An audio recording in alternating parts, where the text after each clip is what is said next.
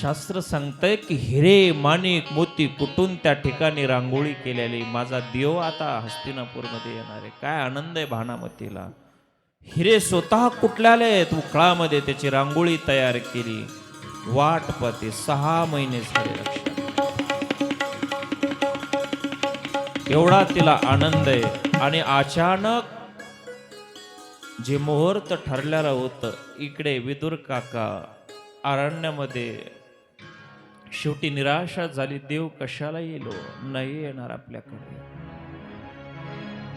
आणि त्या दिवशी देव येणार असल्यामुळे दौंडी देण्यात आली. नंद नंद आनंद घन, गोपपती गोपीपती, रास रासेश्वर वासुदेव कृष्ण हस्तिनापुर पधारे हे.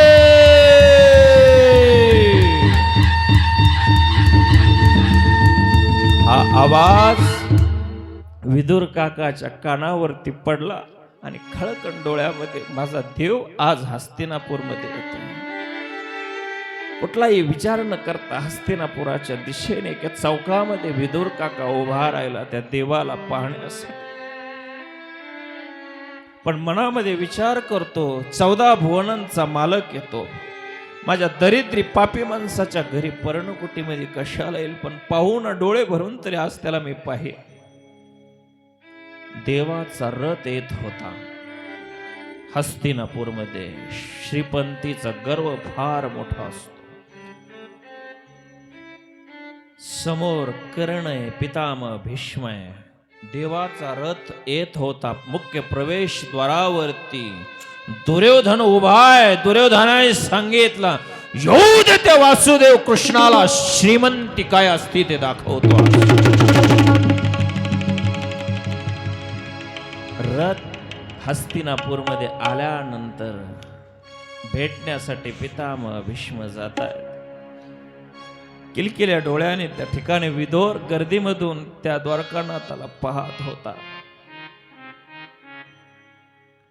आणि अचानक त्या ठिकाणी द्वारकानाथ भगवंत सोबत असणाऱ्या उद्धवाला म्हणतात, उद्धवा आज आपण विदुर काकाच्या पर्णकुटीमध्ये भोजनासाठीच विदुरला पाठवलं.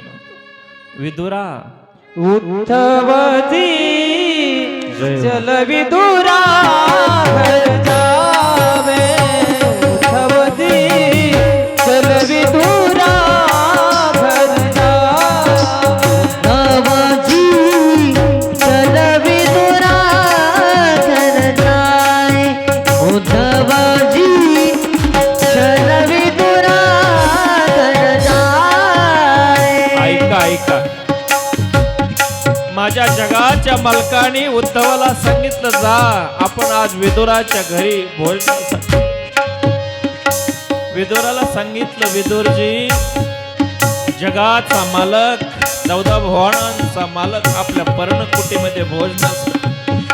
डोळ्याला धारा लागल्या विदुराशी. उद्धवा माझ्या गरीबाची कशाला तू मस्करी करतोस. दरिद्र माणसाच्या घरी देव येणार नाही, नाही येणार. अरे त्या हस्तिनापूर म्हणजे त्या देवासाठी सोन्याचे ताट आहेत, चांदीचे पाट आहेत, बसण्यासाठी सिंहासने, गालीचे. माझ्या दरिद्री माणसाच्या घरी देव कशाला गरीबाची मस्करी करतो. नाही रे, बड़े बड़े मंदिर हो न काम के. बड़े बड़े मंदिर हो न काम के.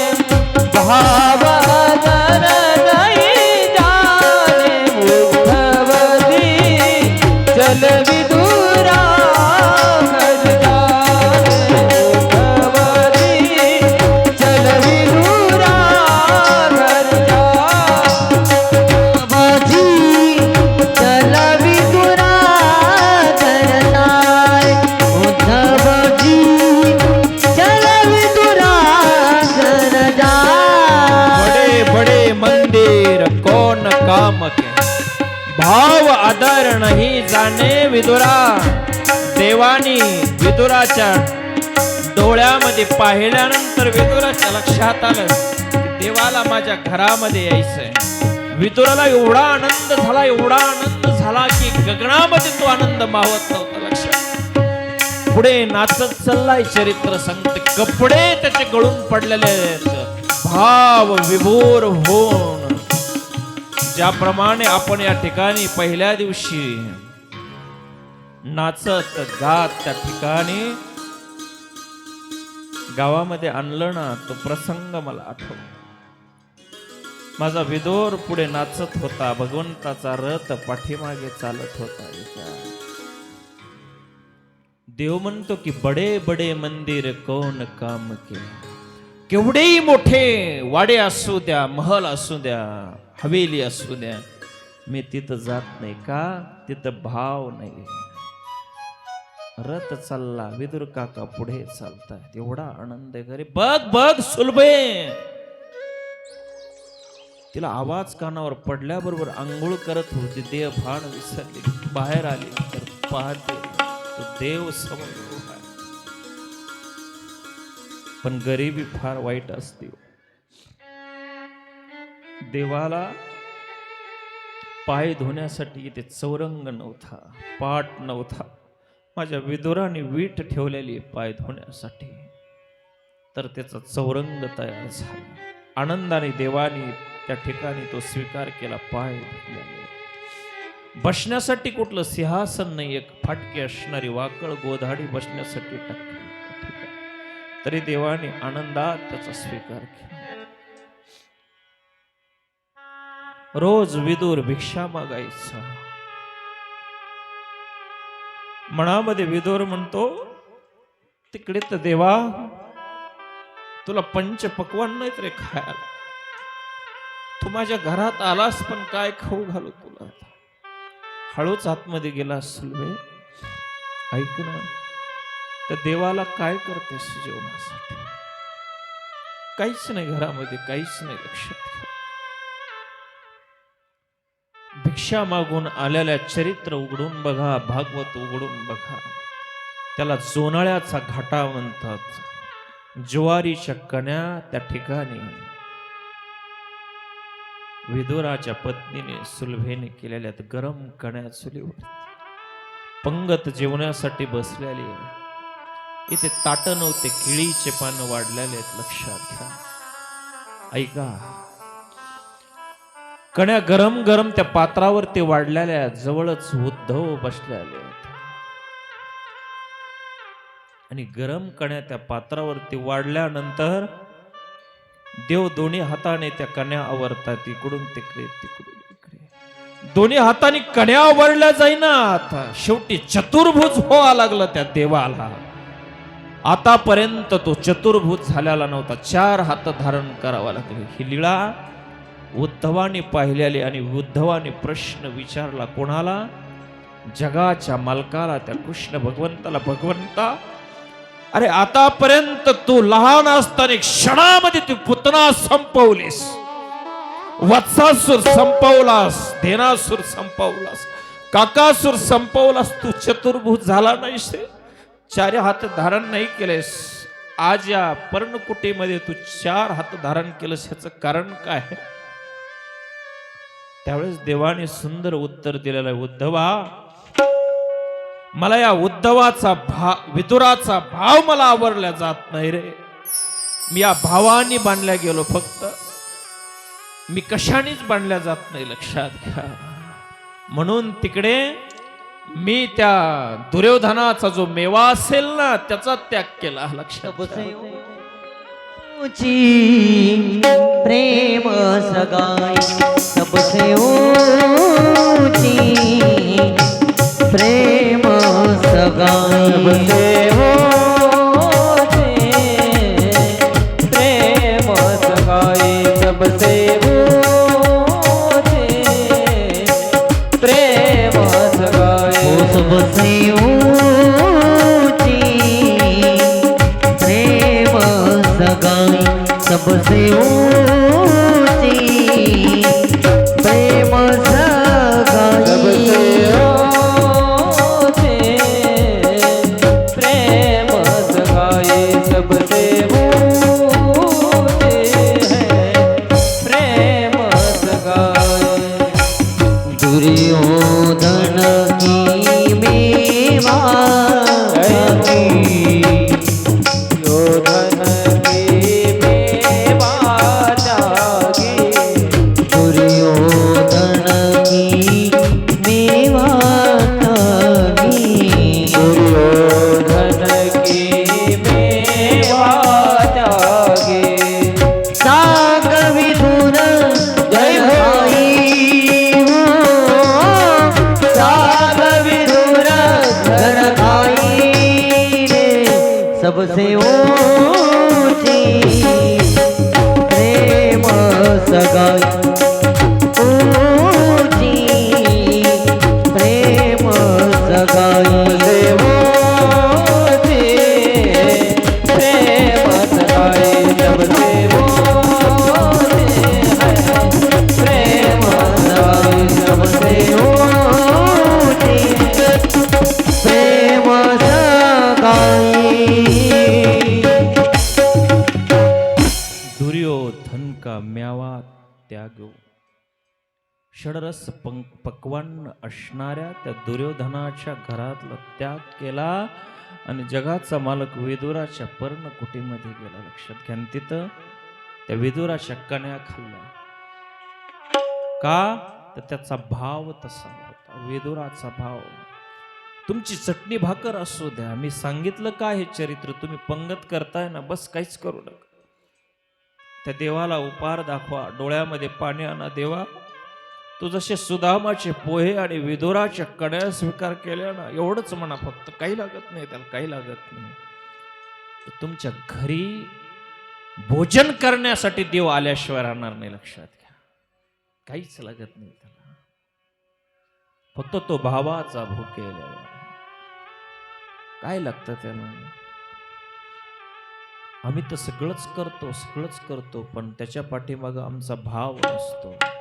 आणि जिथे भाव नसतो ना तिथे देव नसतो. 14 भुवनांच्या मालक गिरधर लाल तो भाव का भूका गिरधर लाल तो भाव का भूका गिरधर लाल तो भाव का भूका गिरधर लाल तो भाव का भूका गिरधर लाल तो भाव का भूका गिरधर लाल तो भाव का भूका गिरधर लाल तो भाव का भूका गिरधर लाल तो भाव का भूका राग कला नहीं जानत तुका राग कला नहीं जानत तुका गिरधर लाल तो भाव का भूका गिरधर लाल तो भाव का भूका गिरधर लाल तो भाव का भूका गिरधर लाल तो भाव का भूका गिरधर लाल भावक. तो लाला तो गिरधारी फक्त भावाचा भुकेलेला आहे मौल्यांना. त्याला काहीच लागत नाही, त्याला पैसा लागत नाही. पत्रम पुष्पम फलम तोयम. तुम्ही पत्र अर्पण करा, पुष्प अर्पण करा, फल अर्पण करा, त्याला काहीच लागत नाही. त्याला पैसा लागत नाही, तुमचं धन लागत नाही, तुमची संपत्ती लागत नाही. भगवंताने त्या विदुराच्या पर्णकुटीमध्ये कण्या खाल्ल्या आणि आता पुन्हा रथावरती बसलेले आहेत आणि हस्तिनापूरच्या दिशेने रथ निघाल्या. रस्त्यामध्ये वाटेवरती दुर्योधन उभा राहिला चौकात. आपण बी विचारतो ना, एखादा पाहुणा आला ना, गरीबाच्या घरी गेला ना जेवायला, उपासात्मक विचारत असतो, का सोय रे, काय होतं मग जेवायला शेजारच्या घरी, विचारतो का नाही? विचारतो ना. तसं दुर्योधनाने विचारलं, का कृष्णा ऐन वेळेस विदुराच्या घरी गेलास, काय होतं तिथं बेत जेवायला? मग त्यावेळेस देवाचं एक वाक्य आहे, भोजनम किम पृच्छसी राजन आदरम किम न पृच्छसी भोजनम गत जीर्णानी आदरो आमरो भवेत. हे दुर्योधना राजा, अरे त्याने भोजन केलं काय विचारतोस? त्याने आमचा आदर सत्कार काय केला तू हे विचारलं नाहीस. भोजनम गत, अरे खाल्ल्याला तर जीर्ण होणार आहे, पण आदर तिथे त्यांनी काय केलं तू विचारलं नाहीस, तूही खाऊ घालणार. बघा एखादी आमची आजी मावशी अनोळखी एखाद्या जर घरी गेली ना दुसऱ्याच्या, आणि तिने जर साडी वगैरे घेतली, आंघोळ घातली, तिला राहायला मुक्कामी, बघ ना आपला काही संबंध नसताना केवढा आपला आदर केला बाई तिने, म्हणतो का नाही? तसं देव म्हणतात, अरे तिने आमचा आदर काय केला तू हे विचारलं नाहीस. पुन्हा रथ पुढे जातो थोडा. तिकडे भानामती चिडलेली असती. बा कृष्णा, अरे 6 महिन्यापासून मी तुझी वाट बघते रे, तुझी वाट बघता बघता माझे डोळे कुहिले झाले बघ. आणि ऐन वेळेस तू त्या विदुराच्या पर्णकुटीमध्ये गेलास. देव हसतायत भानामतीला पाहून. अरे मी तुझ्यासाठी हिरे माणिक मोत्यांची माझ्या हाताने कुठून तुझ्या स्वागतासाठी रांगोळी तयारी केली बा कृष्णा. तुला काही आहेस का? तरी देव हसतायस. तुला काही लाजे का हसतोस परत? तरी देव रथामध्ये त्या भानामतीला हसताय. चिडली देव हसायला लागल्यानंतर. पुन्हा म्हणते, कृष्णा अरे तू जसा वरून काळा आहेस ना तसा आतूनही काळा आहेस बघ. तरी देव हसतात भानामतीला. आणि मग चिडून एक शब्द उच्चारलेला आहे भानामतीने. भानामती म्हणते, कृष्णा तू जसा आतून आहेस ना तसा कपटी आहेस वरूनही. जेव्हा कपटी म्हणले ना तेव्हा भगवंताने तिचा हात धरला आणि भानामतीला सांगितलं, चल तू माझ्यासोबत. फर फर फर करीत त्या महलामध्ये नेलं ताड ताड आतमध्ये. आणि जिथे भगवंताला सिंहासन बसण्यासाठी रचवलं होतं ना या शकुनीने आणि दुर्योधनाने, तो गालीच्या त्या आसनावरून काढला आणि धगधगी शस्त्रास्त्र त्या ठिकाणी ऊर्ध्वमुख करून लावलेले होते. मंत्र त्या ठिकाणी आव्हान म्हणून बसता क्षणी त्या आसनावरती भस्म झाला असता सर्वसामान्य माणूस. आणि मग भगवंताने सांगितलं, बघ भानामती, आम्ही कपटेत का तुझा दुर्योधन कपटे? तिने कानावरती हात ठेवले. बा कृष्णा एवढं कपट या दुर्योधनाचं. आणि त्या क्षणी शाप दिला की संपूर्ण या कौरव वंशाचा नाश होईल. इतना शाप दिलेला हा भानामतीचा शाप आहे कौरव वंशाला. स्वतः दुर्योधनाच्या पत्नी.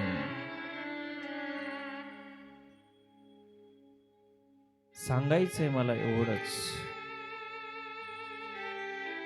केवढाही बंगला असेल, तिथं जर क्लेश असेल, मत्सर असेल, द्वेष असेल, भाव नसेल तर ते घर वाव्हाल्याला लक्षात घ्या. किती साधं घर असेल आणि सगळ्यांचं एकत्रित उठणं बसणं असेल, भावांमध्ये भांडण नसेल, सासूसुनामध्ये भांडण नसेल, क्लेश मत्सर नसेल, तर तिथं आनंद आहे, लक्षात घ्या. आणि हे ज्या घरामध्ये नाही ना तिथे देव नाही, लक्षात घ्या. म्हणून तुमच्यामध्ये भाव आणि धर्म असणं ह्या काळामध्ये खूप गरजेचं आहे. कारण परमार्थ आणि प्रपंच हे रथाचे 2 चाक आहेत माऊल्यांनो. ज्या घरामध्ये धर्म नाही ना त्या घरामध्ये तम प्रधान आहे. आणि जिथे तम प्रधान आहे ना तिथं चिडचिड असते. चिडचिड करत असताना ती माऊली स्वयंपाक करताना चिडचिड करते. ते तामस गुण त्या स्वयंपाकामध्ये उतरतात. आणि स्वयंपाकामध्ये उतरल्यानंतर घरातले सासू सासरे दीर भाया ननन ते अन्न खाल्ल्यानंतर त्यांची प्रकृती तामस बनते. तामस झाल्यानंतर चिडचिड करायला लागतात. घरामध्ये भांडणं होतात. मग सून सासूचं ऐकत नाही, सासू सुनाचं ऐकत नाही, मुलगा बापाचं ऐकत नाही आणि घर फुटायला वेळ लागत नाही, लक्षात घ्या. म्हणून क्रोधात भवती सम्मोह, सम्मोह स्मृतिभ्रम, स्मृतिभ्रंशात बुद्धिनाशो, बुद्धिनाशात प्रणश्यती.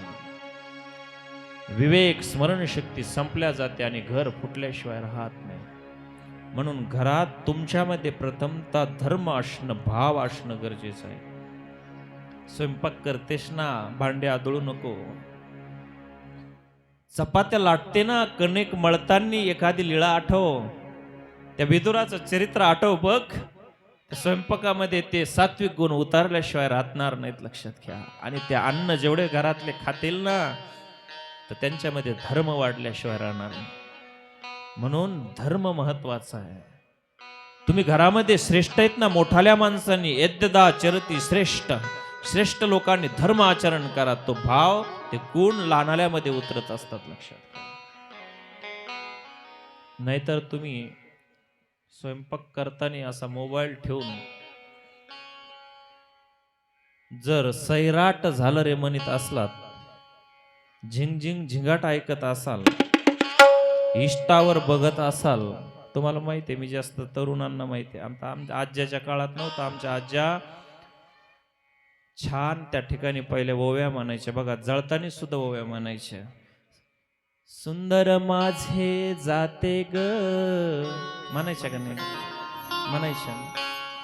का म्हणायच्या? तो भाव त्याच्यात उतरायचा. ते काहीच राहिलं नाही हो, काहीच नव्हतं. काय प्रेम होतं. सकाळचा प्रहार असायचा. माझा शेतकरी, आता मोठी आम्हाला कळत नाहीत मोठी कशाला म्हणायचं. त्या बोटीवरती बसायचं आणि बैलाला बोलायचा, भरली रे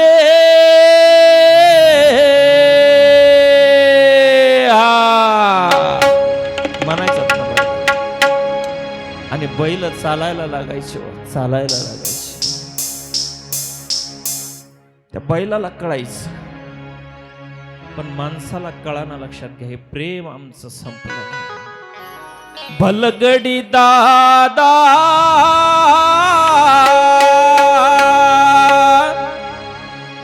काम करत ज्वारी उपटत असताना कसला आनंद असेल हो, कसला आनंद. ज्वारी उपटायची आणि भलरी म्हणायची, भलगडी दादा भलरी दादा. हे कसलं प्रेम आहे. इथं प्रेम होतं, आनंद होता. लक्षात घ्या या संसारामध्ये. आणि ते सत्वगुण त्या अन्नामध्ये उतरायचे.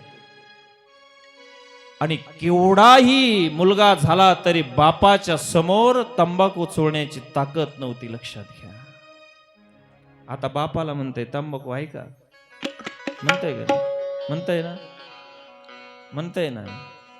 त्याचं कारण हे लक्षात घ्या. म्हणून तरुण मुलींना माझी विनंती आहे, ज्यावेळेस तुम्ही स्वयंपाक करतात ना, छान देवाची लीळा ऐका, देवाचं भजन ऐका. ते गुण त्या अन्नात उतरल्याशिवाय राहणार नाही. आणि ते जे जे अन्न खातात ना, ते अन्न सात्विक झाल्याशिवाय राहणार नाही. आज आपल्या कथेचा शेवटचा दिवस आहे. सांगणार तरी किती तुम्हाला. आपल्याला या ठिकाणी सुदामाचं चरित्र घ्यायचे. ही भागवत कथा शुकमुनी राजा परीक्षितीला सांगतात. पुन्हा ठेप्यावरती येत जा. 7 दिवस ही भागवत कथा. का? कारण शमीक ऋषीच्या आश्रमामध्ये शुंग ऋषीने शाप दिलेला आहे. कोणाला? राजा परीक्षितीला. 7 दिवसांनी त्याचा मृत्यू ठरलेला आहे. त्याच्यासाठी त्याला 7 दिवस भागवत कथा सांगितली. आता आपण 7 दिवस या ठिकाणी कथा श्रवण करतोय. ज्या धुंदुकारीला 7 दिवस कथा सांगितली ना, 7 दिवसामध्ये त्याची मुक्तता झाली पिशाच येऊनेतून. इथे राजा परीक्षितीला शुकमुनी कथा सांगतायत. कारण 7च दिवस आहेत, 8वा दिवस नाही. लक्षात घ्या. तर राजा परीक्षितीने प्रश्न विचारलेला आहे शुकमुनीला. ऐका भागवतामध्ये.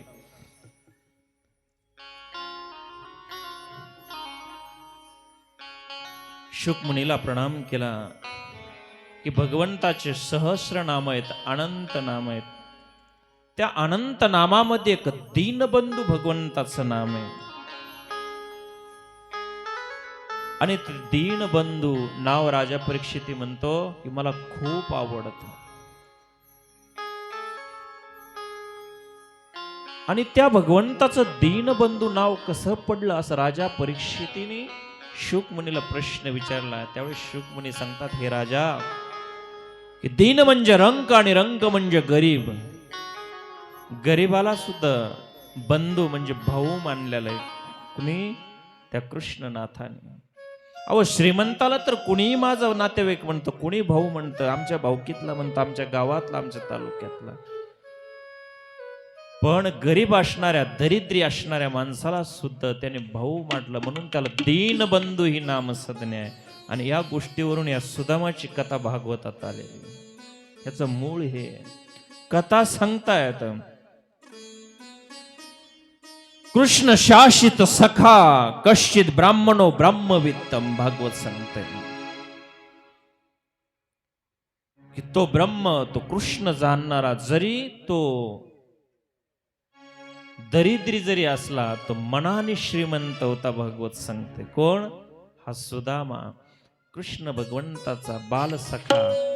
ज्यावेळेस आसमावतीमध्ये उज्जैनला संदीपाणींच्या आश्रमामध्ये विद्याभ्यास शिकत असताना दोघांची मैत्री झालेली, या सुदामाची आणि कृष्ण भगवंताशी. आणि पुढे हा सुदामा ज्यावेळेस आजचं पोरबंदर, काय म्हणतात पोरबंदर, त्याला पूर्वी अस्मावती म्हणायचे, सुदामपुरीही म्हणतात. या सुदामपुरीमध्ये हा सुदाम नावाचा ब्राह्मण राहत होता. गरिबी फार वाईट असते असं म्हणतात. 4 मुलं होते. भिक्षा मागायचा, दुष्काळ पडला, भिक्षा येत नव्हती.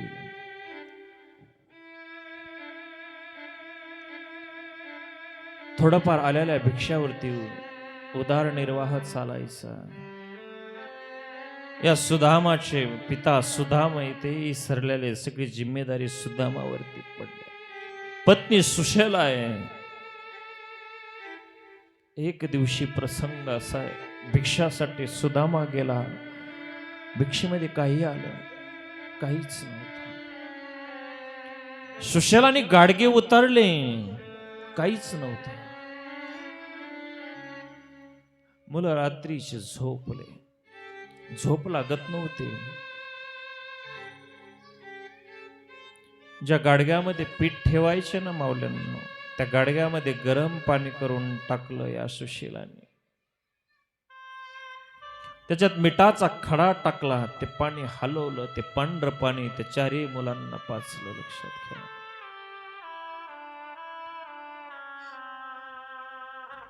ते पाणी पिल्यानंतर थोडीशी झोप लागली आणि मध्यनिशी पुन्हा रात्रीच्या 12 वाजता या 4 मुलांना जाग येते. माऊलींना झोप लागत नाही.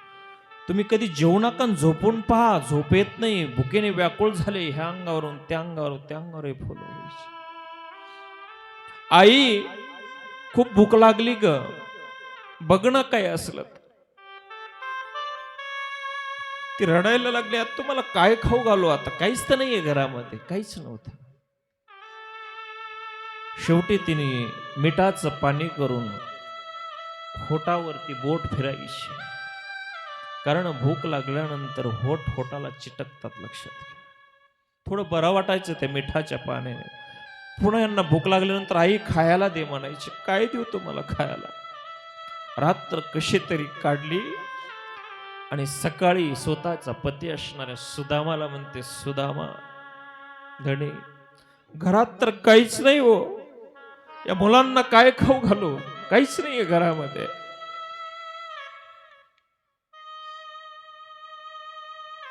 भिक्षेमध्ये काही येत नाही.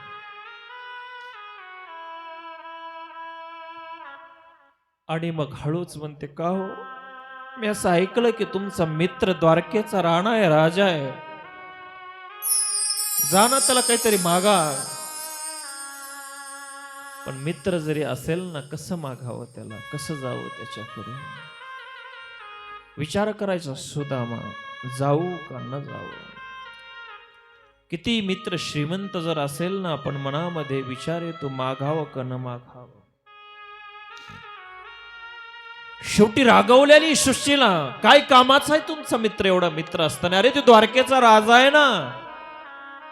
तुम्ही तर मोठ्यापणाने सांगता माझा मित्र राजा आहे द्वारकेचा. असा मित्र असतो का हो कुठे? शेवटी विचार मनामध्ये केला. पत्नी म्हणते ना, मनात इच्छा नसताना सुद्धा त्यांनी पात्र बनवलेत का?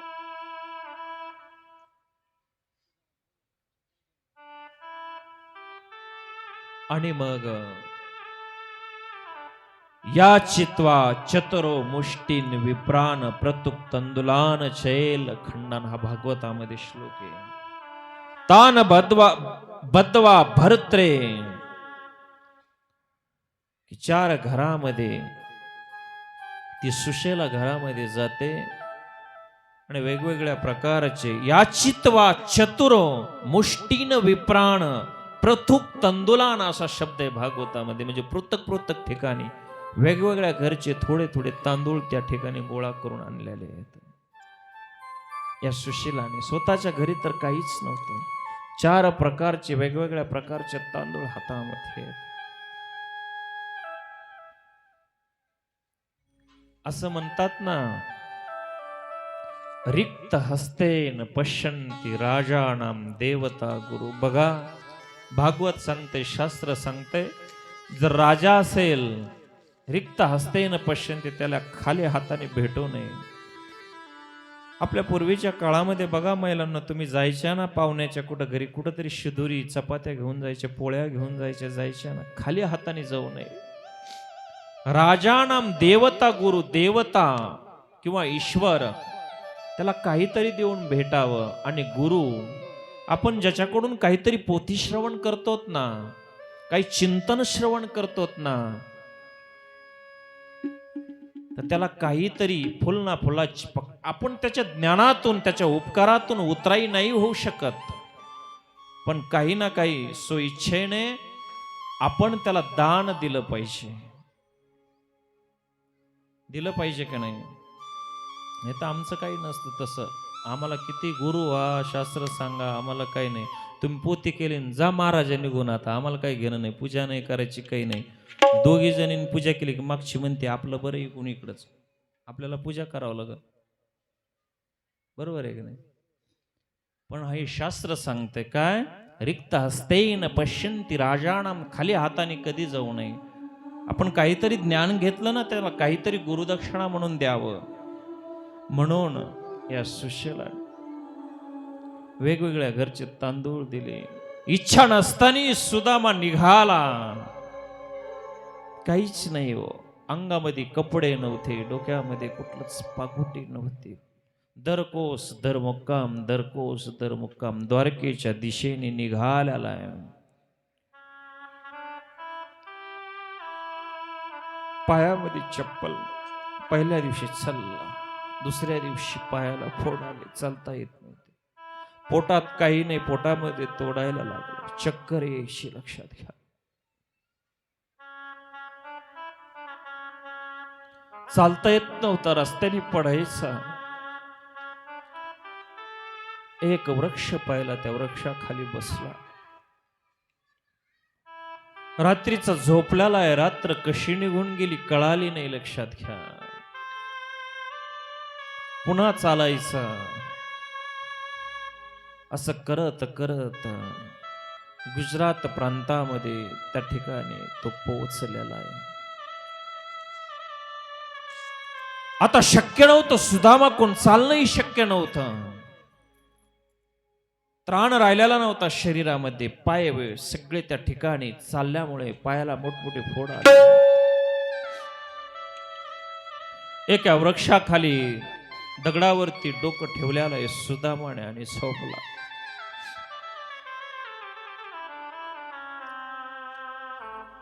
मनामध्ये विचाराचं चक्र चालू होत.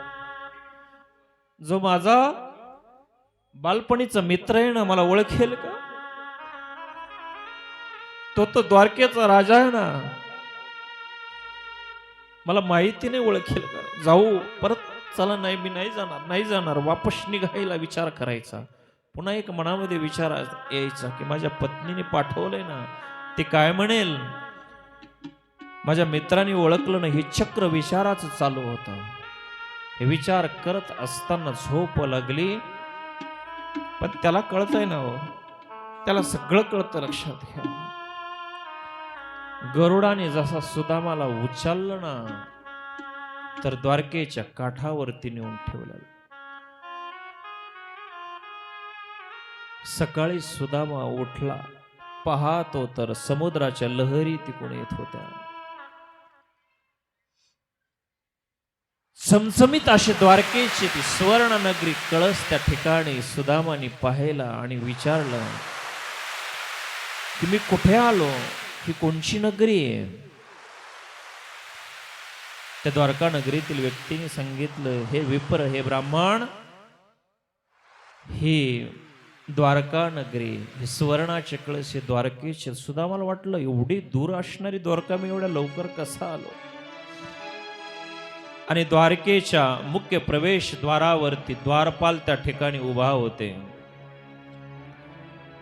दोन्ही हातामध्ये भाले आहेत. हा कश्मळ वेश असणारा विप्र ब्राह्मण सुदामा त्या ठिकाणी गेल्यानंतर पाहिल्यानंतर सांगितलं, ए कुठे जातोस? अहो मी द्वारकानाथ आहेत ना, कृष्णनाथांचा मित्र आहे. ते म्हणतात असला, अरे आमचा राजा कृष्ण कुठे आणि तू कुठे? आणि मग त्या ठिकाणी सुदामा रडायला लागलेला आहे. जाण्याचा ज्यावेळेस प्रयत्न करतो ना, त्यावेळेस द्वारपालांनी सांगितलं, ए किधर जाताय? त्याला हाकलून देण्याचा प्रयत्न केला.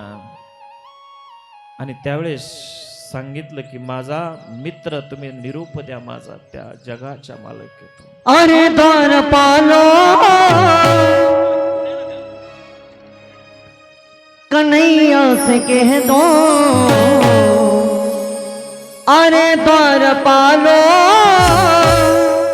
उस कन्हैया से कह दो, दर पे सुदामा गरीब आ गया है, किधर पे सुदामा गरीब आ गया है, किधर पे सुदामा गरीब आ गया है। अरे द्वारपालो कन्हैया से कह दो, अरे द्वारपालो कन्हैया से कह दो, किधर पे सुदामा गरीब आ गया है, किधर पे सुदामा गरीब आ गया है।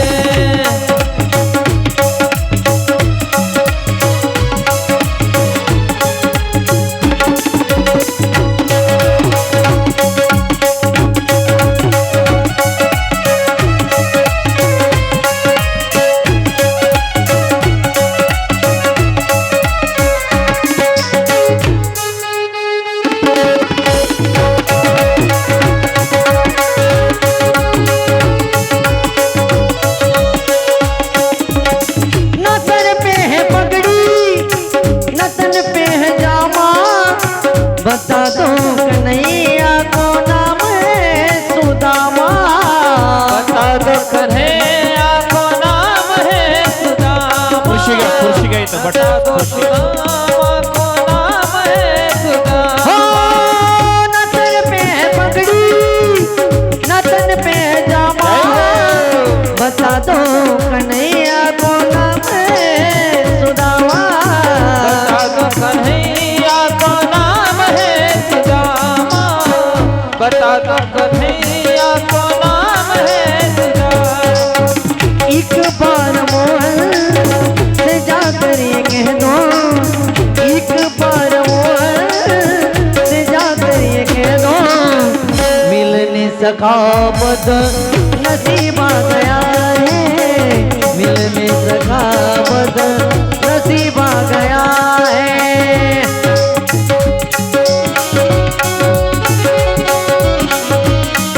ताली ताली ताली माय बाप जय हो।